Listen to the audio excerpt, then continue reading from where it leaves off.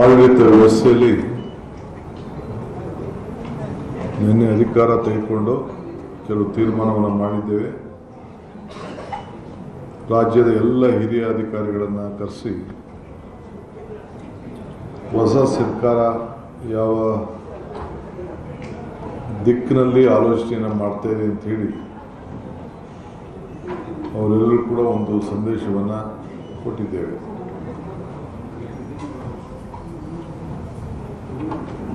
ಮೊದಲನೇ ದಿನ ನಾವು ಅವರಿಂದ ಏನು ನಿರೀಕ್ಷೆ ಮಾಡಿದ್ದೇವೆ, ನಮ್ಮಿಂದ ಏನು ನೀವು ನಿರೀಕ್ಷೆ ಮಾಡ್ತೀರಿ ಎಲ್ಲ ಕೂಡ ಅವರಿಗೆ ತಿಳಿಸಿದ್ದೇವೆ. ನಮ್ಮ ಸರ್ಕಾರ ಯಾವುದೇ ಜಾತಿ ಧರ್ಮ ಇನ್ಫ್ಲುಯೆನ್ಸು ಕೂಡ ಮಣಿಯೋದಿಲ್ಲ. ಯಾವ ಪ್ರೆಷರ್ ಕೂಡ ಯಾರು ಇದಕ್ಕೆ ಭಾಗಿಯಾಗಬೇಡಿ. ಸೊ ನಾವು ಟ್ರಾನ್ಸ್ಪರೆಂಟಾಗಿ ಟ್ರಾನ್ಸ್ಪರೆನ್ಸಿ ಗಮನದಲ್ಲಿ ಇಟ್ಕೊಂಡು ಯಾವ ಅಧಿಕಾರಿ ಉತ್ತಮವಾಗಿ ಜನರ ಭಾವನೆ ಮೇಲೆ ಆಡಳಿತದಲ್ಲಿ ಜನರ ಸಮಸ್ಯೆಯನ್ನು ಬಗೆಹರಿಸಲು ಪಾಸಿಟಿವ್ ಅಪ್ರೋಚ್ ಯಾವಾಗಲೂ ಕೂಡ ಇಟ್ಕೊಂಡು ನೀವು ಕೆಲಸ ಮಾಡಬೇಕು ಅಂತೇಳಿ ಒಂದು ಸಂದೇಶವನ್ನು ಕೊಟ್ಟಿದ್ದೇನೆ. 15 ದಿನದಲ್ಲಿ ನಿಮ್ಮೆಲ್ಲ ಇಲಾಖೆಯಲ್ಲೂ ಕೂಡ ಒಂದು ಆ್ಯಕ್ಷನ್ ಪ್ಲ್ಯಾನನ್ನು ಡಿಪಾರ್ಟ್ಮೆಂಟವರು ಸಿದ್ಧಪಡಿಸಬೇಕು ಅಂತೇಳಿ ತಿಳಿಸಿದ್ದೇನೆ. ಎಲ್ಲರೂ ಕೂಡ ಅಕೌಂಟಬಲ್ ಆಗಿರಬೇಕು.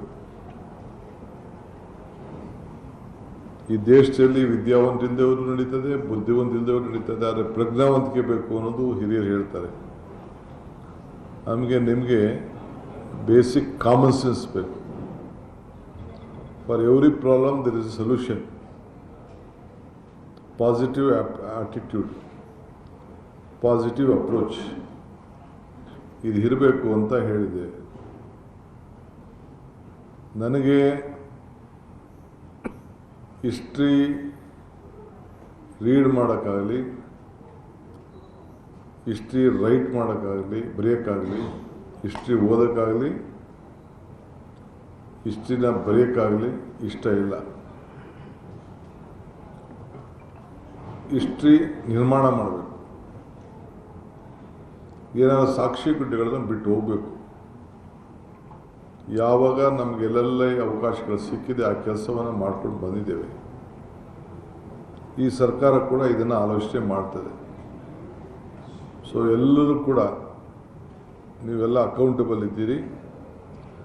ಕೊನೆಗೆ ನಿಮ್ಮ ಆತ್ಮಸಾಕ್ಷಿಗೆ ನೀವು ಕೆಲಸ ಮಾಡಬೇಕು ಅಂತೇಳಿ ಸಂದೇಶವನ್ನು ಕೊಟ್ಟಿದ್ದೇನೆ. ಔಟ್ ಆಫ್ ದಿ ವೇ ಯಾವ ಒತ್ತಡಕ್ಕೂ ಕೂಡ ಮಣಿಬಾರದು.